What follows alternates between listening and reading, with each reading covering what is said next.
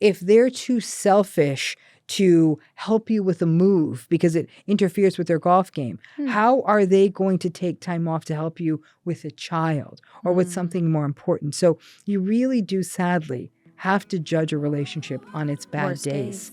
You do. I mean, that's the test of a relationship.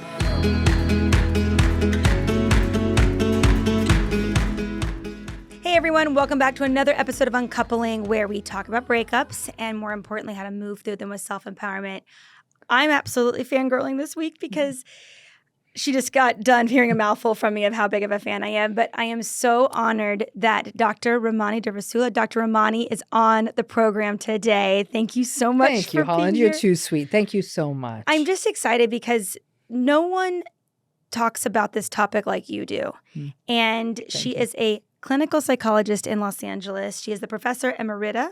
Am I pronouncing this Emerita. correct? Emerita of Psychology at California State University, Los Angeles. She's the CEO of Luna Foundation Training and Consulting, a company focusing on education of clinicians, businesses, and institutions on the impact of narcissistic personality styles. And she's an author of multiple books, but it's also including her upcoming title, It's Not You, Identifying and Healing from Narcissistic People. You can pre-order it now, but it's coming out in February 2024. And just a little side note, there will be an audiobook, which she is voicing, which I will be picking up as well. Thank you so much for coming on the program. Thank you. Can I first just start off, because there's hours of questions I could bombard you with, but today we'll focus on just the precipice of a breakup, going through the breakup, and then after a breakup, what can you do?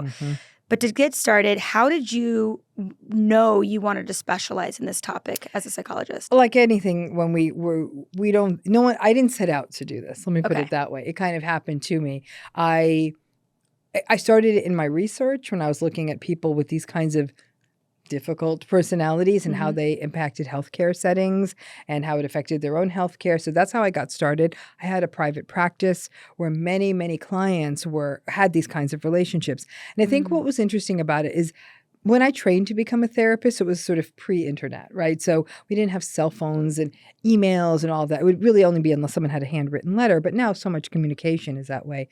You have these clients really bringing in the text exchanges, the voicemails, and you'd hear it. So people like, how do you know they were like that? I was like, listen, there's no way this person fabricated this, right? You could tell by how the sequence was. You really could read what was happening there.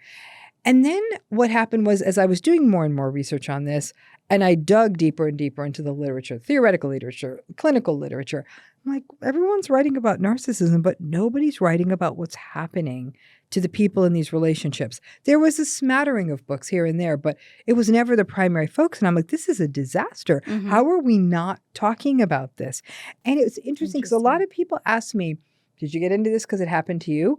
What's fascinating is it did happen to me, but those dots didn't get connected until probably decades into this process, which I found my own form of denial and not seeing it and trauma bonding and all of that. And it has happened to me. So it's not just academic to me. For me, it's very much, I could see it's happened to me in family relationships, intimate relationships, in friendships, in workplace relationships. And taken together, these relationships really changed the course of my life. When I look at some of the most pivotal moments in my life, it was changes I had to make to potentially either get out of a relationship or change a job because of one of these relationships or whatever it might have been. And it really impacted my identity. Mostly in negative ways, I have to be honest with you. And I saw what was happening, and I saw no one was writing about this, and I saw that the field of mental health was so concerned on like, well, the narcissistic person's going through something. I'm like, what? So then these people are sort of assigned to the role of punching bags in perpetuity? Exactly. I was like, no, I don't It doesn't lead to another diagnosis. This is the diagnosis. No. So that's how I got into it. And then when I saw how much this work could directly help clients in my practice, how it was helping people that I was teaching in large groups, and how therapists were really hungry for this knowledge. That's kind of how I ended up here. Yeah. Well, we're really grateful that you're filling the hole. Thank you. And especially, like you said, being able to see the evidence from your clients about the text messages, the voicemails, and that helps you identify the situation. Yeah. So to just clarify, there's a difference between you say there's a difference between narcissism as a description, not a diagnosis, and then there's a narcissistic personality disorder. Yeah. Will you briefly describe the difference for our listeners? Yeah, I mean, it's a technical difference, right? So when we talk about any personality disorder, it's whatever comprises that personality disorder, but really pervasive, really stable, really consistent, and a healthcare practitioner working with a person or evaluating the person sees it's shown up in a variety of situations, right? Mm-hmm. In our field, we cannot diagnose someone from a distance. So it's very likely that many of these clients I was working with, their spouses, partners, family members had NPD. I wouldn't know. They didn't come into the office. We all have personalities. Narcissistic personality is one of many personality styles. It's considered a more maladaptive personality style, but a style is not a disorder. And it is a lot of folks who have narcissistic personality styles either A, never get into a therapist's office so they don't get diagnosed and probably do have the personality disorder, or it's happening at sort of right under a threshold that we might think maybe this doesn't quite meet the threshold. But I think it's mostly that they're not getting evaluated. And people are getting so lost in the weeds of, does this person have NPD or not? I'm like, it doesn't matter. If you tell me the patterns that are happening here, they're not good for you. You don't even need to label them. You just have to focus on how these patterns are harming you. Which is a big topic we talk about in this this podcast. Is not about the person who's doing it. It's about the person receiving it. Yeah. And if you feel wronged and needed to get out of it. Briefly, would you discuss, because you can I definitely recommend our listeners to go to MedCircle, to go to Dr. Ramani, your YouTube channel. And she goes into detail about many different kinds of narcissists, but you say there's 4 main types of narcissists. Can we briefly go through that just because I think that'll help us talking about breakups? Let me go backwards for a second, just to be very clear. A person who's a narcissistic personality is a person whose personality is characterized by inconsistent or low empathy, entitlement, grandiosity, arrogance. They are often seeking excessive validation or admiration. They're very selfish. They're very superficial. They're vain. They can be very controlling, manipulative. They tend to gaslight. They take advantage of other people. That's sort of in total what narcissism is, okay? Okay. So when we talk about these subtypes of narcissism, you got to remember one thing. Before I get even to the types, there's sort of a spectrum of narcissism. Okay. At the mild end, definitely not NPD, but it would be more of a person who is very selfish, very almost emotionally stunted, very vain. Look at me. I'm so great. I'm so cool. They're immature. They're not present with other people. They are takers, definitely not givers. There's a shallow, vapid quality that they might grow out of if that's a teenager. There's adults like this. Right. We're talking adulthood. They're adults like this. And they're almost harmless. They're annoying. And I know you couldn't have a deep, sustained, meaningful, intimate relationship with them. They probably wouldn't be the healthiest parents. So they're not, you know what I'm saying? They can't go deep. There's a real immaturity to them. Harmful? No. Okay. At the far end of the spectrum, you have one of the types I'm going to talk about, the more severe malignant narcissists. These are folks who are more coercive, manipulative, exploitative. There is a callousness to them. You sometimes even feel a sense of menace or danger. But in the middle is where what most of us are dealing with. Okay. Moderate narcissistic folks who they run hot and cold. Their days they might seem lovely, but the days they're mean, and people will always say, like, how do I get back to the good day? There's nothing you can do. You're almost tolerating this roller coaster. But the problem is it's not a mild roller coaster. It's days of being criticized, gaslighted, manipulated, devalued, and then a day that's going well for the moderate narcissist. You would think they hung the moon, and they'll think you hung the moon, and lots of idealization, and then bam, you're right back down to it. So understanding that there's a spectrum is why the person who's dealing with a mild sort of Instagram-y narcissist is having a very different experience than someone who's dealing with a really severe malignant narcissist. When we talk about these subtypes, the first one we typically think of is the grandiose narcissistic person. This is sort of your stereotypical textbook narcissistic person. Attention-seeking, flamboyant, grandiose. I'm so great. They're bragging. They're arrogant. It's what we traditionally think of, right? Much easier to spot. The second type of narcissistic person is the vulnerable narcissist. This one is a little bit more difficult to spot. It's more resentful, sullen, angry, brooding, aggrieved. They're constantly the victim. The world's out to get them. The world's out to get them. Yeah. They can seem somewhat socially anxious, where the grandiose narcissists are super extroverted. Let's all go party. The vulnerable narcissists at times can seem more turned inwards, shy, socially awkward, even introverted. Right. So we look at them and we don't think narcissist. In fact, we kind of sad, but their entitlement is more of a, I never succeeded because I never got a fair break. Mm-hmm. No one ever, there were no easy chances for everyone else got ahead because they had whatever they had, right? Everyone else was lucky. Then there are the malignant narcissists. The malignant narcissists are those most severe narcissistic folks. Awful. In fact, very close to what we'd consider psychopathy. Callous, calculating, cold, malevolent, manipulative. Again, they'll isolate a partner. They will put them potentially in a position of risk. They will frequently take advantage of them. Mm-hmm. These are relationships that can get very dangerous. People will sometimes feel like if I leave this relationship, there could be even more danger that comes. Right. And then there are communal narcissistic people. Communal narcissistic people get that necessary validation that all narcissistic folks need by sort of portraying themselves or acting in the world as though they're humanitarians or rescuers or grand, charitable, they do the charitable do-gooders. Yeah. And one would say, well, how's that narcissistic? Because they're doing those things solely for validation. Mm-hmm. So they're the kind of folks who will seem like a pillar of the community, this great sort of ambassador for a cause. But behind closed doors, they're wretched people. They're mean. They'll often mistreat volunteers or lower-level staff or their own families. But to the world, they seem like the most humanitarian person in the world. And so and communal narcissistic people can also be cult leaders, people who put messages out there into the world where I know the answer. I'm going to help you all. I'm going to save you all. And people go to them for wisdom or knowledge or enlightenment. And then what happens is that this person's actually really cruel, calculating, manipulative, using this sort of power they have as a do-gooder to control other people. I think it's so important to break them down. Yeah. Because I had never heard of a communal narcissist before your YouTube videos. And so I found that fascinating. Do you find that people can oscillate between the categories? Like they're mostly vulnerable, but if they're with really good friends, all of a sudden they're grandiose. Yeah.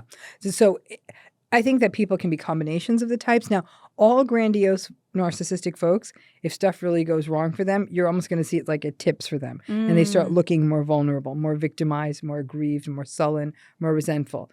A person who's primarily a vulnerable narcissist, like you said, they're with good friends, or things really turn around for them, you're going to see the grandiose part. So there's sort of like one of those things that sort of keeps, they're two counterweights to each other. Yeah. You can see vulnerable narcissistic folks who are also malignant narcissists. You can see communal narcissistic folks that are also vulnerable. You can see the types mix. Okay. In fact, someone today I was doing something in my healing program, and someone had brought up the issue of a communal, vulnerable, narcissistic mother. And I could imagine that's a mother who often would be, woe is me, I did so much for you kids, and you can't even show up for me, but would probably be the person who's visiting people in the hospital and bringing lots of people cookies and saying, aren't I a saint? I do so much for other people. Why doesn't anyone do anything for me? That, I imagine, would be what that person's experience was like. Okay. Yeah. So how would you then define a narcissistic relationship and that precipice of feeling there's something's not right in the relationship when one partner's feeling, is this person just not right for me, or am I in a narcissistic relationship? Correct. So listen, the sense that someone's not right for you could be that you don't have similar interests, you don't have similar rhythms, you want different things, you're on different timetables, you're not sexually compatible. All those things could be a thing. Narcissistic relationships a whole different animal. This and here's the piece I want people to be aware of. A lot of people think, like, tell me on my first date how I can tell I'm with a narcissist. I'm like, you're going to be able to tell that on our first date. In fact, I tell people on average, it's not unusual for it to take almost a year to figure this out. Because first of all, in that early phase, you have a lot of narcissistic folks who are very love-bomby. It's soulmates and Instagram posts and I'm in my fairy tale. This is so happy and perfect night and champagne glasses and let's go on a weekend away. And it feels dreamy for some people, fairy tale-ish and all of that, right? Well, nobody can keep up that kind of momentum. And then anywhere from 4 weeks to 4 months, you will start seeing a little bit of a drop off and the real narcissistic person comes out. It might come out at times of frustration, stress, disappointment. They might get a little prickly, but they'll quickly sort of double back, right? Narcissistic people love the beginning of a relationship. It's a game for them. Lots of supply, lots of validation, lots of excitement. Narcissistic people are very naturally novelty and excitement seeking. They like those dopaminergic, like woohoo, like they like that high. Lots of compliment giving. Lots of compliments. Oh, you're the best. How did I ever get so lucky to get such a boyfriend? They eat that stuff up. But the little things will be happening. There might be a gaslight here or there. And then with time, there's going to be more of those. About a year in is when people often have enough puzzle pieces where they're like, there's something not right here. But the problem is a year in, you're in. Some folks are already engaged. Some people have moved in. Some people are pregnant. Some people have gotten married. Other people feel like I've just wasted a year of my life. I'm getting older, whatever it may be. A year ain't no short period of time. Let me tell you that now. And so, but it takes a minute because narcissism, like all personality styles, is a pattern. One time being selfish, one time yelling at a waiter doesn't make someone narcissistic. It's multiple. You need lots of data points, and you can only get that with time. And so it takes a minute to see it.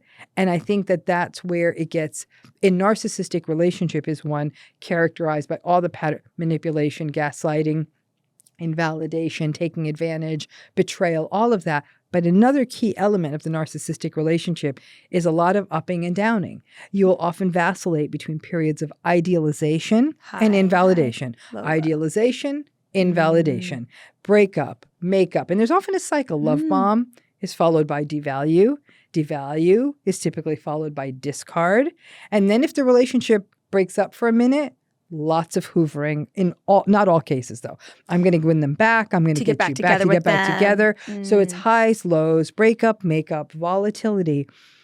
And there is a, that can draw some people in, right? Because people are trying to hold on to those good days. The good days are good. The narcissistic people are charming. Maybe even better than your other relationships where they were medium good days. Well, these are people who are charming, charismatic, confident, attractive. They come up with interesting things to do. They're really good at data mining other people. They pay attention. They know what matters to them. For all of their lack of empathy, they actually have a real canny ability to read other people. So they know what's important. So when they need to turn the ship around, they know exactly what to dangle. It can feel like they're empathizing or that, they know so much about me, but they're really data mining. It's not empathy. Right. Yeah, there's a big difference. And that's it. But people also get stuck in that cycle of, there's a thing called trauma bonding, and trauma bonding is when we equate love with the high and low, with the inconsistency, with the good days and the bad days. And you get stuck in that cycle because just as a person says, okay, this is ridiculous. This person has betrayed me again. This is unhealthy. And then bam, some good days show up. And for the narcissistic person, whatever the good day looks like, for some narcissistic folks, the good day is them bringing expensive gifts. It could be them planning an elaborate picnic. It could be them cleaning up the house, taking you away on a weekend, whatever it may be. Picking up the check for your whole family at dinner, taking everyone on a family vacation. Whatever it is, the problem is that the narcissistic person views those good deeds as erasers. Right. So all that other bad stuff, you never get to have a conversation about that. And they'll often say, I'm sorry, why are we bringing this up? Like, look at what a great person I am. They don't want to talk about the problem that was there to then avoid that in the future. And it brings up a lot of shame for them to bring that up, so they don't. And so then you're left in this situation where you feel silenced when you're trying to address these patterns. And now, but this is in the middle of them paying $1,000 for everyone you know to have dinner. And so a lot of people will gaslight themselves and say, maybe I'm being a jerk. Like, this person has taken everyone to this great restaurant and they're being so nice to everyone. Like, maybe I'm the problem. And then people get into that cycle of blaming themselves, doubting themselves, thinking they're the problem. That's why the book's called It's Not You. These are the cycles people get caught into. Could it even be not even a grandiose act, but it could be just what seems to be a very sincere moment of emotional intimacy, of just connecting with them and going to a sweet dinner and holding their hand and just they appear to feel very close to the other person. And you'll go, oh, they really do love me. And so that could include that as well. Absolutely. Yeah. Absolutely. Okay. So when you feel like Dr. Ramani's talking about, in that you're feeling the gaslighting, you're feeling the betrayal, you're feeling the really highs and really real lows that you have maybe not experienced those kinds of highs. They're so good. They must feel too good mixed with those lows. Yeah. Your community is also, concerned for you. I'm assuming there's been a lot of external support that might or might not crop up of saying, I see some red flags with this relationship. It could come or go depending on the kind of narcissist you're dealing with, romantic, familial, work environment. There's different scenarios. But for the people that do have a support system voicing concerns, or for the ones that don't, how do you start to, I guess the first thing I would ask you even before a breakup is, how do you, and I even wrote this down so I wouldn't even get it wrong. I have two stacks of notes here. How do you process the love that you feel is real when it potentially isn't real as a result of dating a narcissist? How do you start to detach from those really strong feelings of love to a person that you might fear has narcissistic tendencies? You're saying that you have love for them. You have love for them, but you have a feeling, there's intuition in a lot of people's bodies. If they're not too far in, they don't have children, they're not married. How do they start to process before they could even start a breakup? They go, oh, but I love them so much. How do they process, is that love real? How to move forward while still potentially loving them? How to stop loving them, unconditioning themselves from that love? What is that pre-process, that pre-step before the breakup begins? Right. So number one thing I would tell people who say, I was this even love that I felt? It was. You loved this person because you love them. At least you got to know what they showed you. You had an experience, and to you it was real. I think it's very important that a person says, well, maybe I didn't love them. You did love them. That's the problem. Okay. Right. And I don't know that a person can really detach from their feelings of love. I think love is an incredibly involuntary, deep human experience that's tinged with our own histories. It's a complicated emotion. It's not, and I'm not saying it's never necessarily bad, but it can get tinged with old narratives about love that may not always be the best for you, right? But when that moment comes, when you feel, and a lot of people feel it in their body before they feel it in their mind, they're like, something doesn't feel right here. Doesn't feel safe.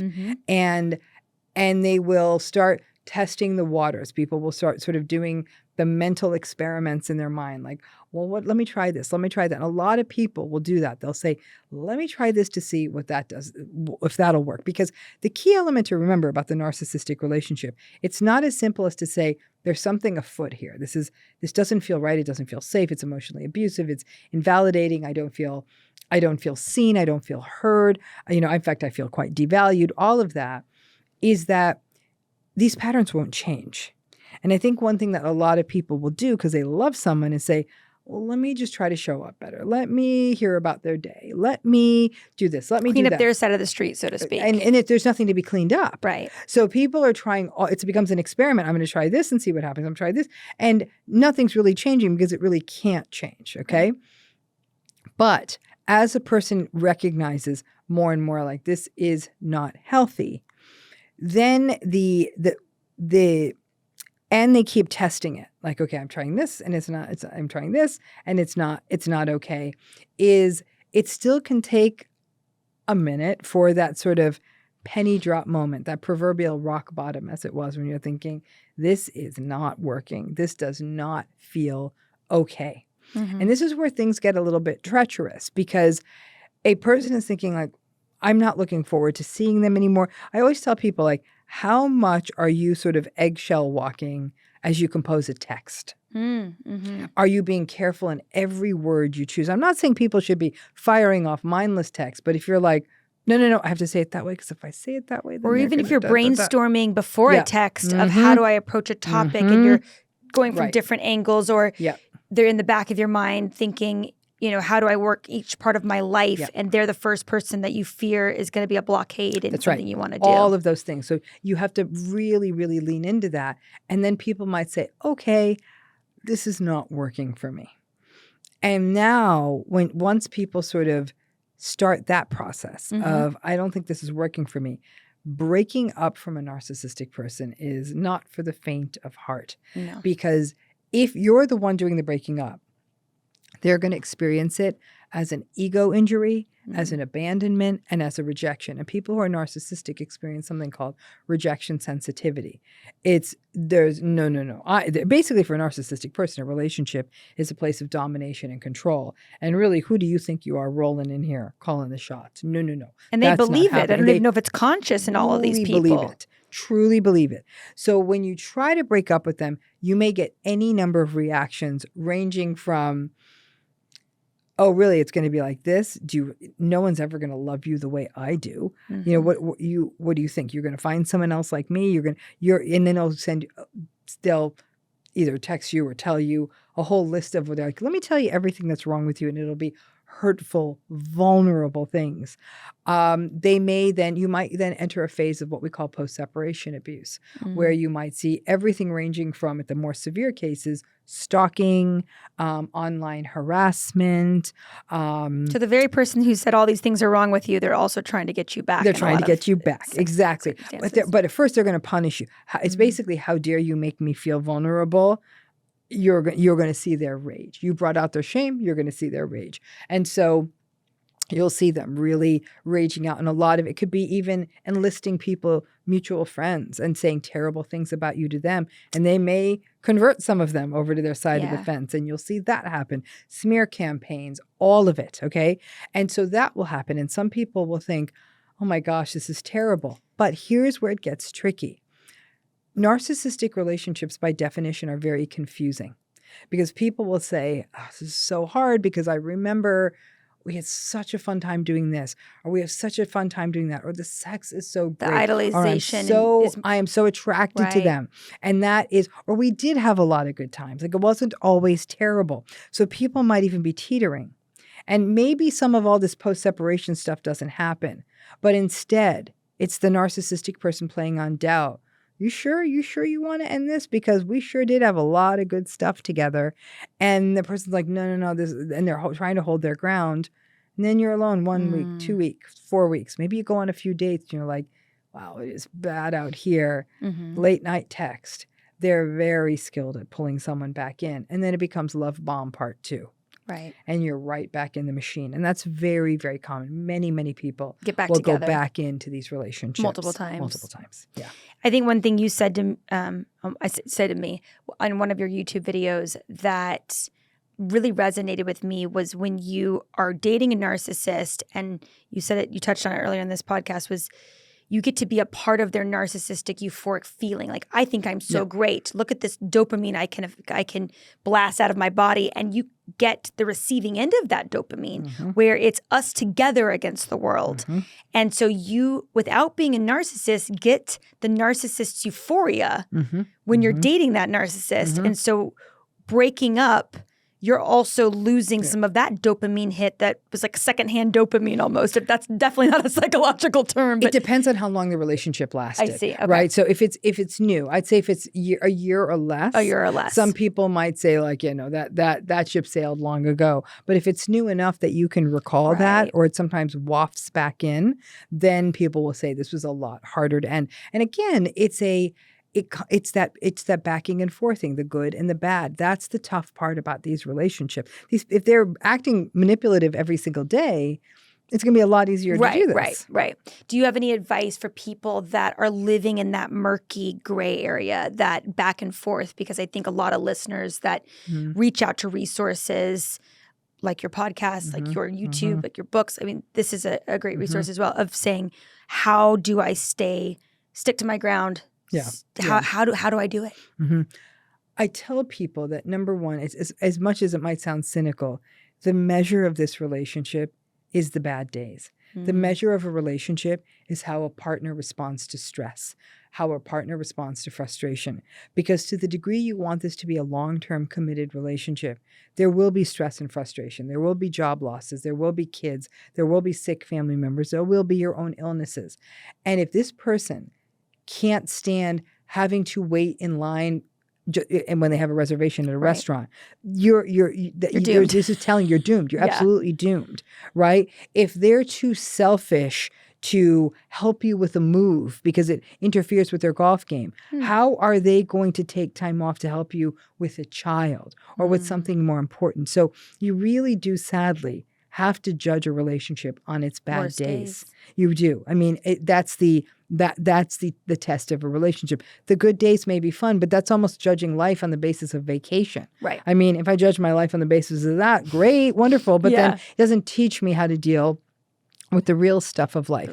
One thing I really do instruct clients to do is, as depressing as this thing I'm going to tell you to do is, I say, start making a list of all the bad things that happen in the relationship because it can help to see it all in one place.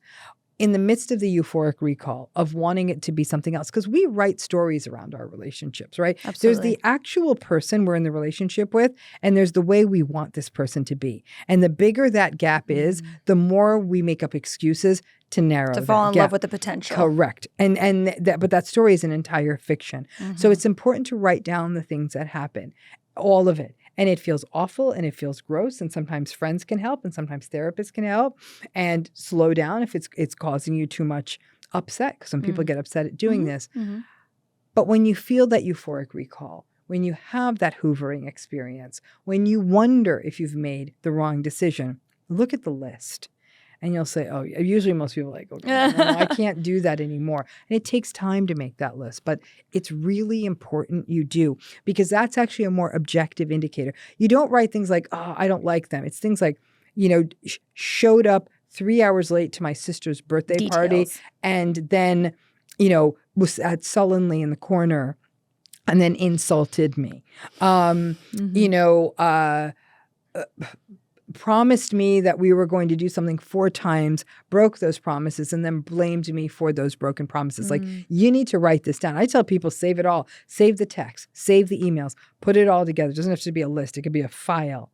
And when you're wavering, go back and then really say, okay, this was a very strong, healthy decision for me to step out of this.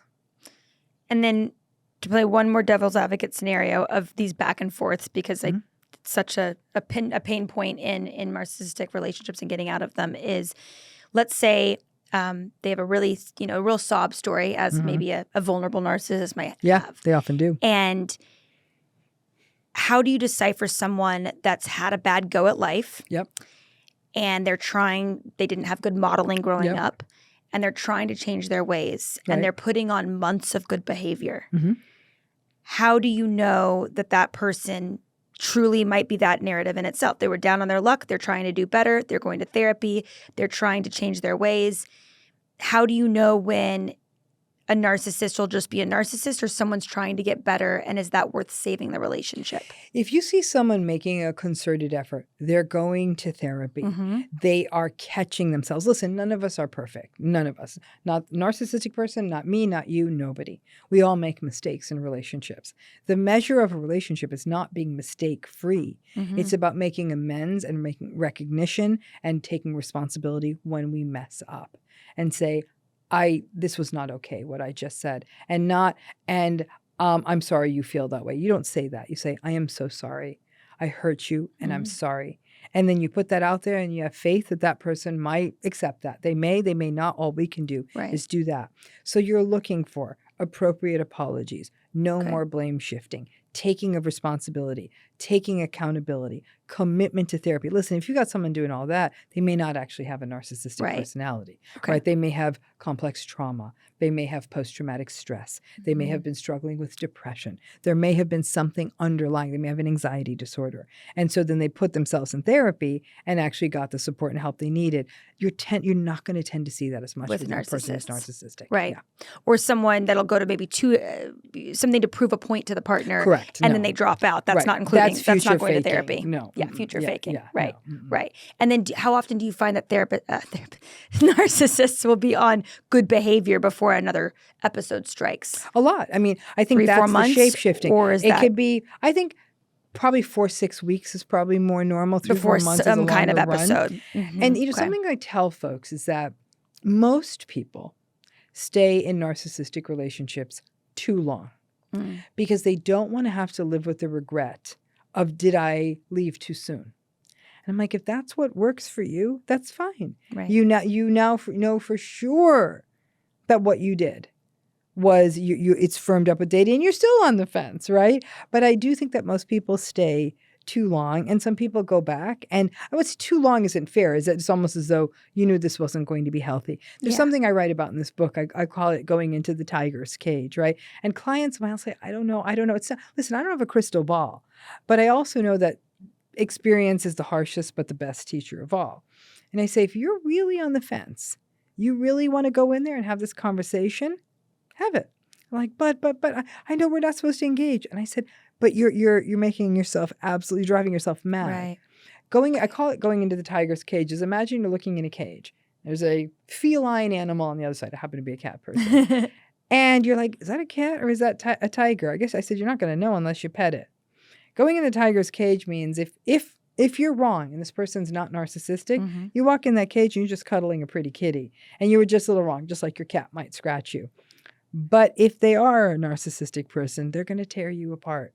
And you're going to have to maybe sometimes go back in there, communicate, do the thing, say the say, tolerate the 3 months and see how it turns out. Sometimes we need more data points to be sure. And there's nothing wrong with that. Everyone has their own path. Right? There's no shame. There's no judgment. It absolutely makes sense. And my last question, focusing on the breakup side of things versus the post-breakup side of things of a 12-month detox, is how do you decipher when, and you touched on this a little bit just now, but how do you decipher when to stay in a narcissistic relationship? Like you say in your other podcasts of sometimes people can't leave and they have to stay. So here's your guideline for staying. How do you decipher what constitutes staying or not staying from a professional's point of view? So it's a very personal decision. Yeah, it's case by case. It's always going to be, and it is not something I don't think. I mean, let's take physical violence out of the scenario, right? Yes. But this has to be the client's call, right? This has to be a person's call. Okay. They have to be able to take responsibility for that, and that whatever path they choose, they're going to learn from it. And so some people stay for practical reasons, for cultural reasons, because they love the person, because they have hope it'll still change, which means they haven't radically accepted that it won't, right? And that's going to run its course. They're going to see that it is a problem. It's not changing. But some people stay and they truly can't leave, even when the love is gone, even when the hope is gone. They have to stay. And in those cases, it's really about radical acceptance and realistic expectations. Some people hear this and say, that sounds awful. But I mean, life isn't always easy. And these are people who recognize this will never be the deep, sustained, loving, consistent relationship that they had hoped for. But rather, it's a little bit hollow and it's superficial and it's shallow. And yet they'll build out friendships, other parts of their lives that are meaningful and purposeful. But staying in it and waiting for it to change, that's the ultimate in futility. Right. That's the staying side. For people who decide to go, it's still not a picnic. It's not like, woohoo, I left my narcissistic relationship. Everything's great. People get caught up in the currents of euphoric recall, of regret, of confusion, of fear of being alone, has life passed me by, of, gosh, now they're dating someone new and they look like they're having a good time. Maybe it was me. Maybe it was my me. Fault. They've already, they're living their best life. And so that new person's getting a better version of them. No, they're not. The old version's always going to come back. And so, or the original version. Yeah. And so people who decide to go, and then on top of that, there might be the post-separation abuse and all of that. They have doubts and questions too. So whatever path you're on, these relationships are so confusing that whether people stay or go, it really messes them up.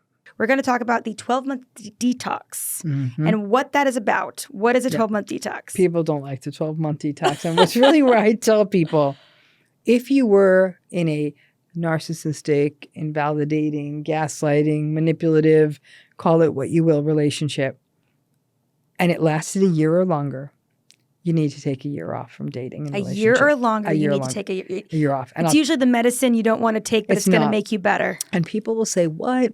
Come on. I was lonely in that relationship. And rebound sex is how I can heal. And someone else will get my mind off of it. The problem is that for some folks, having gotten into a narcissistic relationship is a wake-up call on legacy issues that have been there all along about not seeing themselves as a whole person, giving too much of themselves into a relationship to make a relationship work, right? For other people, it's so much was done to them that they literally lost sense of who they were. But that's what we lose when we're in a narcissistic relationship. We lose our sense of self. We lose our autonomy. We lose our individual sense. We lose our inner compass. We lose our intuition. And it takes time to get those things back. You're not going to do that in a week or 2 weeks or 3 weeks. And the problem is, if somebody quickly gets into a new relationship, then what happens is that they're already now going to find themselves, if they don't wait that year, already giving in and catering to what the new person wants, just as they were sort of perhaps silencing their own needs and wants and interests in the narcissistic relationship.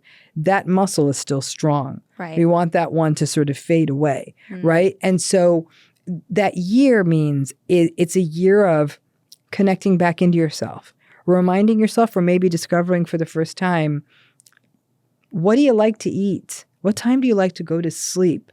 What temperature do you want the house to be at? Date yourself. Yeah, but it's even beyond a date yourself. It's a know yourself.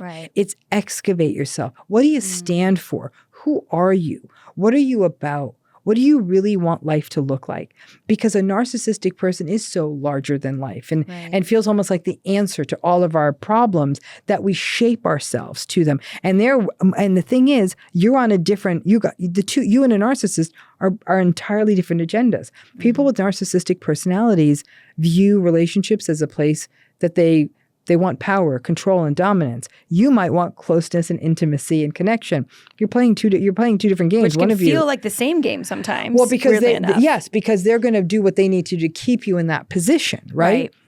And so it comes down to knowing who you are, so that when those things are happening to you, when somebody's trying to make you not be you, at least you know who you is. You're like, no, that's actually not what I like to do, and might even learn to exert yourself. It's a year of anniversary dates, birthdays and holidays that you are now being made to celebrate on your own. There will be moments you're screaming into your pillow and thinking, oh, I don't want to be alone. I don't want to be alone. You will get to the end of that year. And invariably at the end of that year, what I see is people are like, I needed that. Wow. I am much more clear on who I am and what I'm about. And yes, there were points that I was lonely, but I came to the other side and I didn't succumb to the narcissistic person. And some people will look back and say, I can't believe the nonsense I put up with in that relationship. But if you start dating someone new, you don't do the postmortem.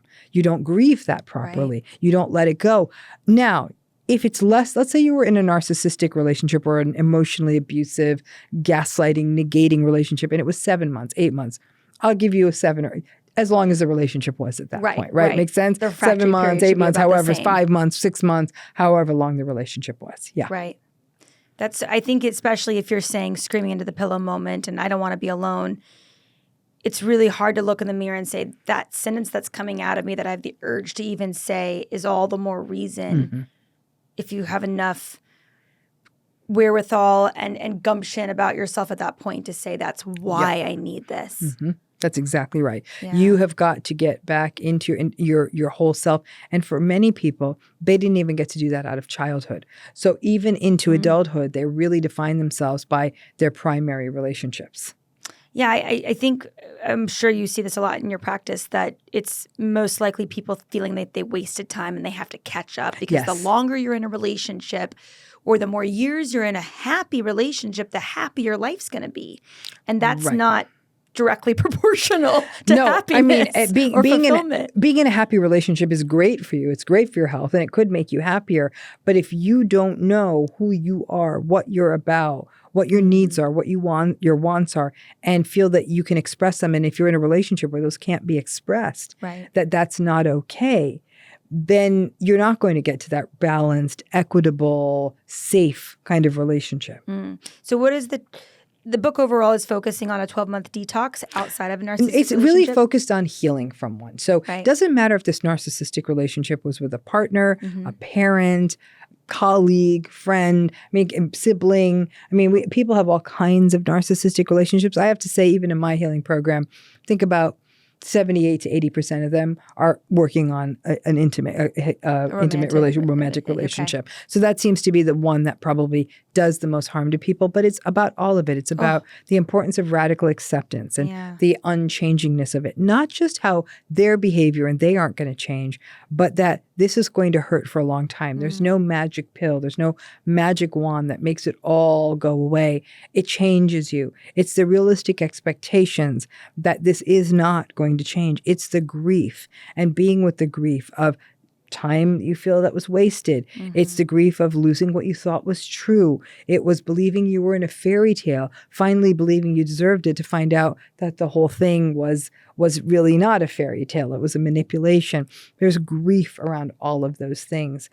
And then it's the many, many small things a person can do to really reconnect with themselves. Again, to know who they are, to make themselves into their own touchstone. A big thing is developing healthy social support.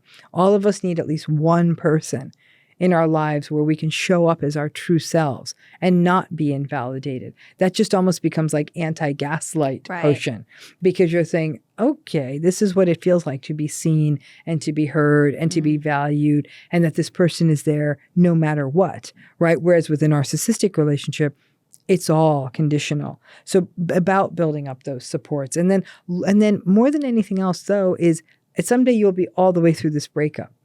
But there's a whole world of people out there. And a goodly chunk of them are narcissistic, or at least invalidating and manipulative. How do I avoid this? How do I become discerning? How do I pay attention to myself and say, this doesn't feel safe. This doesn't feel right.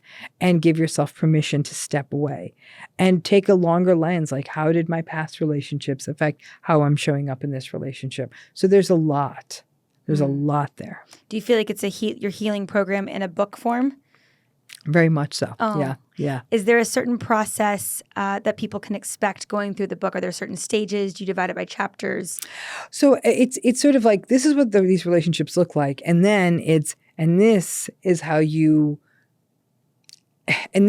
sort of navigate the territory on the other side. Because people will say, why am I so confused? Am I dumb? Like, what is wrong with me? And the repetitive message is, there's nothing wrong with you. Any of us who have been through these relationships, rich or poor, young or old, no matter what the gender, the ethnicity, the part of the world, the IQ, ability, status, pick something.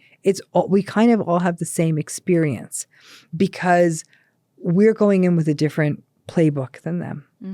And we believe that this is about love and trust and connection, and that's not how they're coming at it. And then if you throw in other variables, like, for example, if in your relationship there were significant betrayals, the narcissistic person cheated on you or financially abused you or something like that, there's a whole other healing process around those betrayals as well.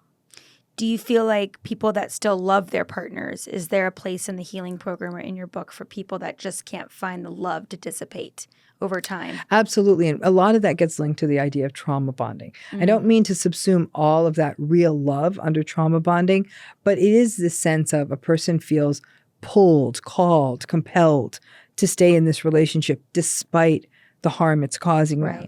And while most people, once they get educated on how narcissistic relationships work and how they don't really change and all of that other stuff, once they really get that, many people will say, it's hard for me to give up the hope. But with that new knowledge, with that new radical acceptance that this doesn't change, then when they keep seeing the patterns again and again, it becomes less like a Groundhog Day thing and more of a, oh, this really doesn't change. Right. It changes how we learn from the repeated instances of their bad behavior. Like we think, this is the time they're going to listen. This is the time they're going to care that I'm not feeling well. And then when it doesn't happen, you're like, okay, radical acceptance. Yeah, no, this isn't going to change. Right. So this book can be for someone that is trying to identify if they are in a narcissistic relationship, identifying, getting out of that relationship, and then the healing program that follows. Right. Yeah, absolutely. And what happens if you quit the 12-month detox? So, and that's the thing. There's no rules. There's no 12-month detox police that are going to come after you. There's no sponsors. Right. Okay. Nothing like that. Yeah. It is more of I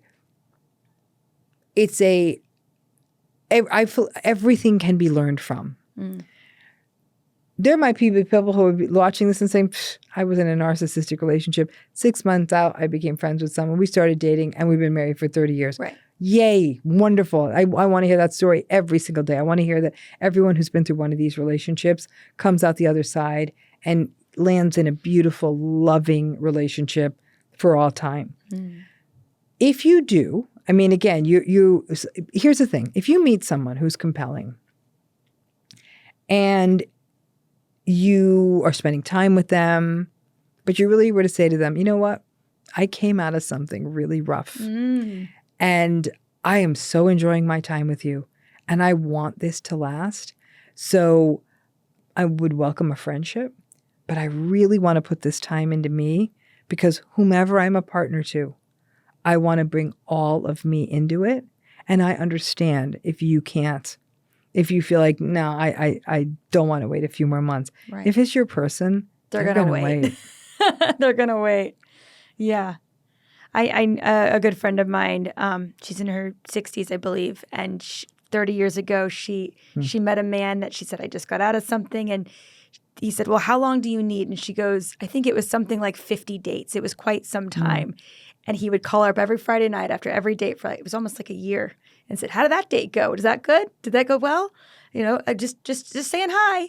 And he stuck around for the next year and they've been now married for 30 plus years. Wow. And she met him in her 60s. She met him in her 30s and now they're in their 60s. But yeah, he called every Friday night. He knew that she was going to have a date. Yeah. And she said, I just need to take my time before I get into something long term. And he did. He called every Friday night. And so she'd always expect the call. Yeah. And they were friends for a year and he always would check on her. Yeah. So I think that idea that there's no excuse. If I've met someone and they're fabulous or I want to have sex, listen, I get you want to have sex. I get that. I get all of that. And it feels good. Like, I mean, you can do your own business. Right. You know, I mean, like it's just because that starts getting really messy too. Some people will, psychologically deceive themselves saying like, no, I got this. It's going to only be sex. But there's so many wounds after these relationships that it's not an ordinary breakup. In an ordinary breakup, people grow apart. There is a shared experience of growing apart. It's not about power and control. It could be someone saying, you also don't feel I'm not ready. You don't feel that anger. You don't feel the sickness. You feel sad. And quiet and still this soft love for them. You feel sad. You feel like, in a different time, in a different era, but, or this person's going to be magnificent for someone else. It's not me because I'd be holding them back from whatever the things are. And you do that from such a compassionate place. Right. It's compassion, that feeling of compassion. Yeah. Absolutely. Well, I'm looking forward to checking out your book. Thank you It's so Not You, much. Identifying and Healing from Narcissistic Relationships. If you guys have taken anything from this podcast, please go check out Dr. Ramani's I keep saying podcast. YouTube channel. Dr. Ramani's YouTube channel. I listen to it in the car where it's like a podcast. But I promise I'm not visually looking at the screen, guys. I'm still driving. And anywhere else you would like to promote your work? Absolutely. Yeah. We have a healing program for people who are going through, the process of healing from narcissistic relationships. Some people in the program are still in their relationships. Some are out. And it's every month we have a workshop and Q&A and a community and journal prompts. And so you can go on my website, drramani.com. And you'll find information about that. I have other books on the topic. I do have a podcast called Navigating Narcissism. And, you can find me in other places, not just a wonderful podcast like yours, places like MedCircle, all of that. There's all kinds of different places where I share these, I share what I know about this and what people's experience has been. Well, it's really, really helpful because this is not a normal breakup. Can't reiterate that more. No, And it's really not. I really feel like, especially when you say about the sex thing of, I think the biggest, hardest lesson from a layman's term of approaching a breakup with a narcissist is the amount of self-inventory you have to take and the amount of self-awareness and honesty of knowing sex is too much of an entanglement to get involved with. People don't want to. They want to turn away and eat the cupcake. They don't want to face the truth. Yeah, and these are hard truths to face. And they're really hard truths to face. They really, really are. But it isn't an ordinary breakup. And as I was saying, unlike many times we could have had a breakup with someone if there was a healthy relationship and say, I'm so glad that person was in my life. Even though it didn't work out, I feel better for it. I feel blessed for it. I am glad even though this wasn't my forever person. And years down the road when you hear that they've gotten married or had kids or whatever, you're happy for them, right? You're not praying that partner is not facing the same thing you faced. Or you're just saying, I can't believe that this person has gone off and sort of is living their best life while I'm still picking up pieces. It feels incredibly unjust. There's because remember, the narcissistic person shifts blame. They don't take responsibility. They aren't accountable. So there's not even that moment, like there could be in a healthy breakup where a person would say, you know what? I was working all the time. It's no wonder this didn't work out. And I'm so sorry. You all you were asking for was more time. And that wasn't a big ask. You feel seen and heard when it's a healthy breakup. When it's a breakup from a narcissistic person, you literally feel insane. And that feeling insane is a terrible thing to do to another person. It really, really is. And many people will say that hurt followed me around for years. I didn't trust for a long time. I didn't trust myself. I didn't trust other people.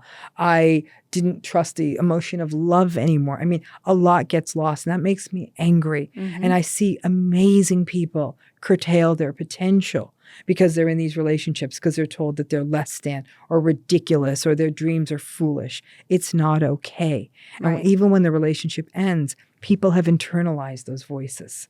Right. It's not a normal breakup. It's not a normal breakup. And that's why I'm so happy you're here to talk about that. You have a book coming out. I do. It's called It's Not You and Healing and Identifying Narcissistic Relationships. Would you just touch on it? Give me the log line.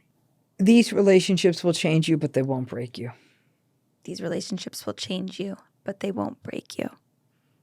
A lot of life lessons. You're going to be really strong coming out of a narcissistic relationship. You'll be really strong. Initially, you won't feel strong, but I think that there's an element of resilience we all learn about ourselves, that if we can get to the other side of this, we learn a lot about our flexibility, about our vulnerabilities, about our strengths. A boundary masterclass. After a narcissistic relationship. Absolutely. I think it's important that even if you're not sure, there are resources like It's Not You, your other books. There's resources out there to know if you're in fact what you're in, what you think you're in. Yeah. Thank you so much. Thank you so much. I really appreciate it. Thanks everyone for joining. We'll see you next week. UnCoupling podcast is produced by Stampede Ventures, Jason R. Ellis, and Holland Roden.